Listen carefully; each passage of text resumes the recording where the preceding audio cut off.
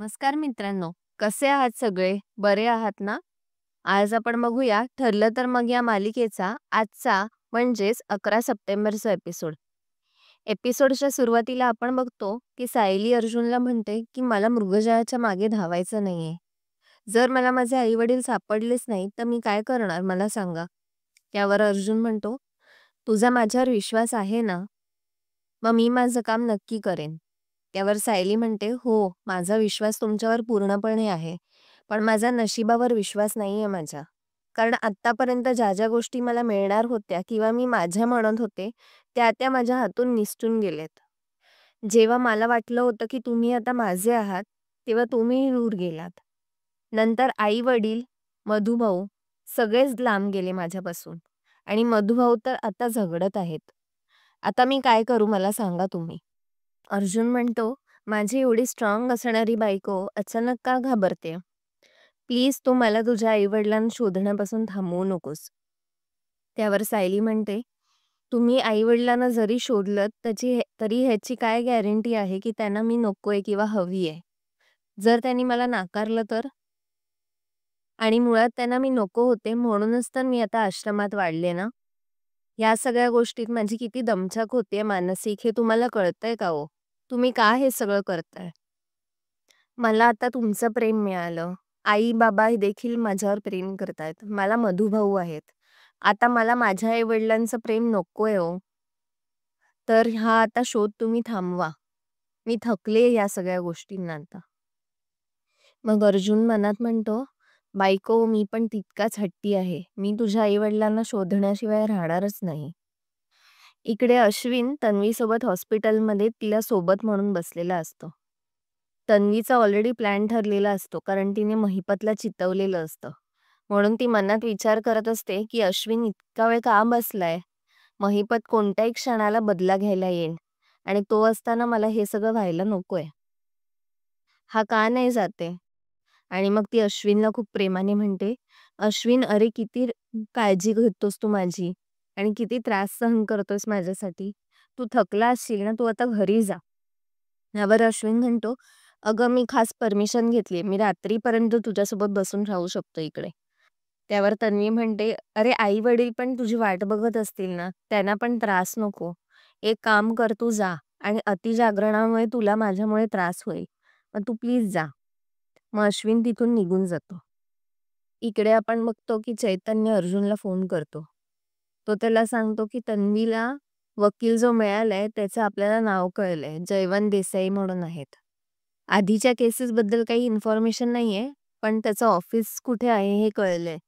मग अर्जुन म्हणतो, "ठीक आहे, मला लगेच त्याचा पत्ता दे, मी जाऊन त्याच्याशी भेटून येतो." त्यावर चैतन्य म्हणतो, की "एक काम कर, मी आधी त्याच्याशी बोलतो आणि जर तो नाहीच ऐकला, तर मग मी तुला पाठवेन, ठीक आहे?" मग तेवढ्यात तिकडे सायली येते. सायली अर्जुनशी काही बोलत नसते. त्यावर अर्जुन म्हणतो, "मला माहिती आहे तुला हे आवडलेलं नाहीये, म्हणून तू माझ्याशी बोलणंच टाकू नकोस ना गं. मला नाही आवडत आहे हे." यावर सायली म्हणते, "मी रेग्युलर सारखंच तुमच्याशी बोलतेय. उशीर झालाय, उद्या लवकर उठायचंय. चला झोपूया." आणि मग ती झोपून जाते. इकडे आपण बघतो की हॉस्पिटलमध्ये तन्वी महिपतची वाट बघत असते. खूप रात्र झालेली असते तरी महिपतचा काही पत्ता नसतो. तितक्यात हॉस्पिटलची जी वॉर्डन आहे, जी तन्वीची देखरेख करते, तिची शिफ्ट संपते आणि ती त्या ऑफिसरला सांगते, की "माझी आता शिफ्ट संपली, मी निघते." आणि दुसरी वॉर्डन 10 मिनिटात येईल. इकडे आपण बघतो, की सायलीला स्वप्न पडलेलं असतं. स्वप्नामध्ये ती एकटीच चालत असते आणि तिला दोघे जण पाठमोरे दिसत असतात, नवरा-बायको. सायली त्यांना आठवते आणि म्हणते, "ही तर माझे आई-वडील आहेत." मग ती हळू पावलाने जात राहते त्यांच्या मागून आणि हाक मारते, "आई, अगं थांब ना. बाबा थांबा. आई, बाबा थांबा." पण ते हळू पुढे चालतच राहतात दोघे जण. इकडे आपण बघतो, की हॉस्पिटलमध्ये सगळे झोपलेले असतात. ऑफिसर, वॉर्डन सगळेच. आणि तन्वी मात्र जागी असते कारण ती महिपतची वाट बघत असते. तेवढ्यात तिकडे महिपत घोंगडं गुंडाळून लपत-छपत आतमध्ये येतो आणि तन्वीला डोळा लागलेलाच असतो. मग तो हाक मारतो, "ए चिचुंद्रे." तन्वी लगेच खडखडून जागी होते. इकडे सायली झोपेतून जागी होते. आणि ती किंचाळतच उठते. अर्जुन पण उठतो. अर्जुन म्हणतो सायलीला की अगं काय झालं? त्यावर सायली म्हणते मला वाईट स्वप्न पडलं. एका अंधाऱ्या खोलीत मी होते आणि माझे आई वडील होते आणि मी त्यांना सांगते की तुम्ही माझ्यासाठी थांबा, कारण ते पाठमोरे होते. पण ते काय थांबायला तयार होईच नात. पुन्हा एकदा ते मला सोडून गेले हो. इकडे महिपत तन्वीला म्हणतो, तू काय मला भेकड म्हणत होतीस ना, भेकड? आपल्या माणसांच्या मागे लपणारा भेकड?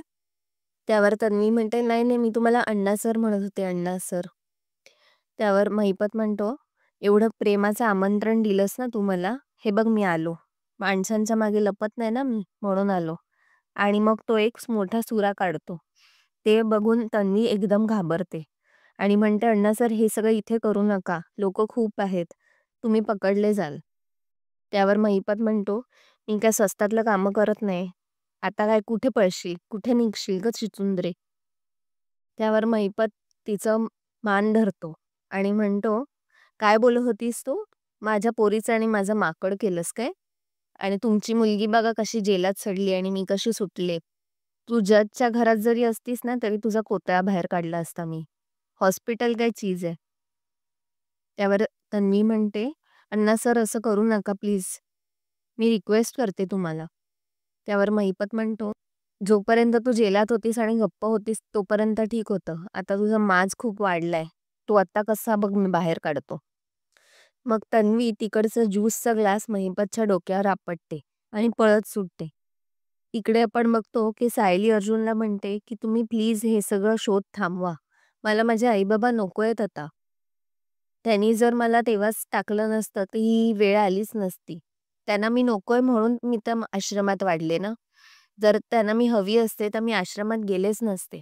मित्रांनो, आजचा भाग इथेच संपतो. पुढील भागात आपल्याला दाखवतात की आता गणपतीचं विसर्जन होत असतं.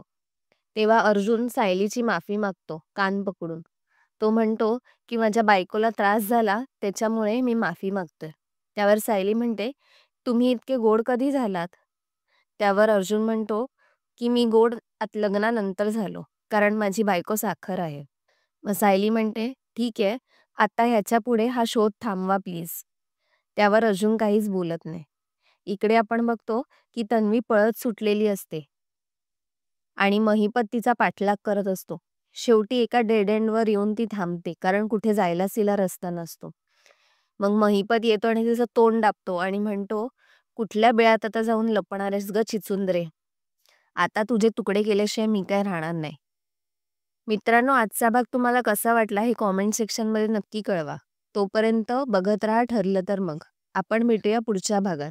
व्हिडिओला लाईक, शेअर आणि सबस्क्राईब करायला विसरू नका. बाय.